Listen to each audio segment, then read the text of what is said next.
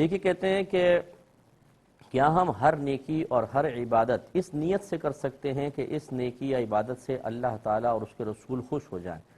اور اسی طرح اگر ہم کسی گناہ کو مثلا زنا وغیرہ چھوڑتے ہیں تو کیا یہ قصد و ارادہ کر سکتے ہیں کہ اگر ہم زنا کریں گے تو اللہ اس کے رسول ناراض ہو جائیں گے؟ پوچھنے کا مقصد آپ سمجھ گئے ہوں گے کہ اس میں کوئی شرک کا تصور تو نہیں ہے۔ دیکھیں، اخلاص کا کمال یہ ہے کہ جب آپ کوئی نیک عمل کرتے ہیں صرف ذات باری تعالیٰ آپ کے پیش نظر ہونی چاہیے۔ اسی طرح اگر کسی گناہ سے بچنے کا قصد و ارادہ یا اس کی عملی کوشش ہے تو صرف اپنے رب کی ذات کو اپنے پیش نظر رکھیں۔ لیکن ضمناً اگر نبی کریم صلی اللہ علیہ وسلم کی طرف توجہ ہو گئی، یعنی اصل توجہ اللہ کی طرف ہے، اور اس کے ساتھ ساتھ ثانیاً ضمناً نبی کریم صلی اللہ علیہ وسلم کی طرف بھی ہو جائے تو اس میں شرعاً کوئی حرج نہیں ہے، اس میں شرک کا کوئی تصور نہیں ہے۔ حضرت ابو موسیٰ اشعری رضی اللہ تعالی عنہ بہت ہی خوبصورت قرآن پڑھتے تھے۔ ایک دفعہ قرآن پڑھ رہے تھے، نبی کریم صلی اللہ علیہ وسلم تشریف لائے،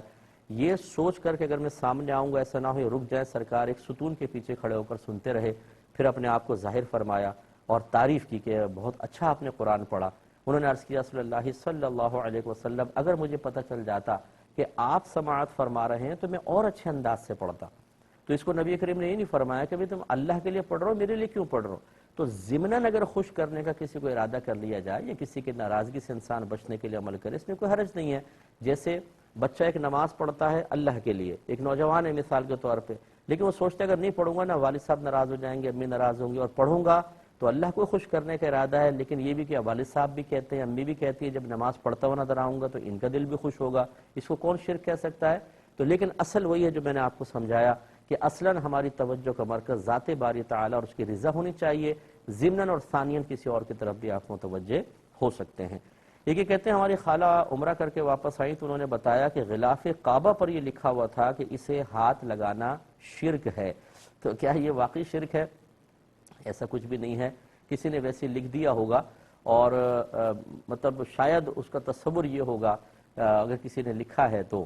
کہ اگر کعبۃ اللہ کے غلاف کی تعظیم کریں گے تو اس سے تعظیم باری تعالی میں فرق پڑے گا۔ حالانکہ اس خیال کو یہ بالکل غلط خیال ہے، اس کو ختم کر دینا چاہیے۔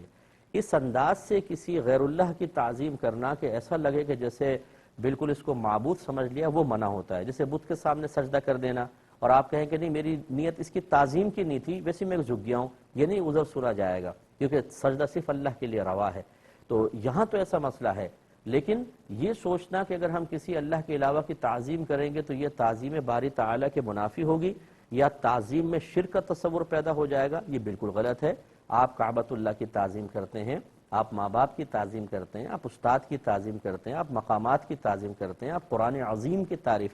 تعظیم کرتے ہیں، کتنی چیزوں کی، ہم اپنے افسران بالا کی تعظیم کرتے ہیں۔ کوئی فوجی افسر سامنے سے آ جاتا ہے، ان کے جو مطلب نچلے درجے کے فوجی ہوتے ہیں تعظیماً کھڑے ہو جاتے ہیں، حتیٰ کہ سینما ہال میں جاتے ہیں تو سنا یہی ہے کہ پہلے وہ ترانہ پاکستان کا ہوتا، سب اس کے استقبال کے لیے تعظیماً کھڑے ہو جاتے ہیں۔ تو یہ ہر تعظیم باری تعالیٰ کے منافی نہیں ہے۔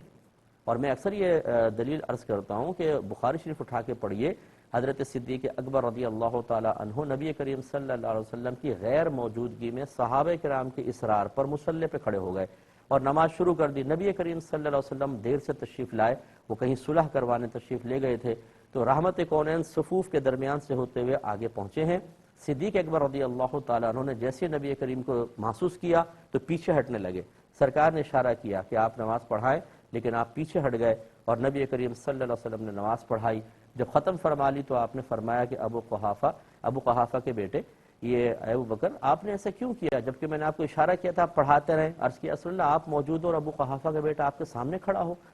اب آپ بتائیے کہ حالت نماز میں نبی کریم کے لیے پیچھے ہٹ جانا اور نبی کریم کو جگہ دینا یہ تعظیم تھی یا توہین تھی؟ کیونکہ اجتماع ضدین محال، ارتفاع ضدین محال، یا تعظیم ہوگی یا توہین، ایک چیز کا فیصلہ کیجئے۔ تو لازم ہے تعظیم۔ حالت نماز میں صدیق اکبر رضی اللہ تعالی عنہ جو اہل سنت کے نزدیک انبیاء علیہ السلام کے بعد تمام انسانوں سے افضل ہیں، وہ حالت نماز میں تعظیم مصطفیٰ کرتے ہوئے پیچھے ہٹ جائیں تو شرک متحقق نہ ہو، جبکہ شارع علیہ السلام موجود ہیں، اور وہ شارع پہ لازم ہوتا ہے اگر کوئی خلاف شرع کام کرے تو فوراً اس کو تنبیہ کرے۔ نبی کریم صلی اللہ علیہ وسلم کو اس پر خاموشی اختیار فرمانا،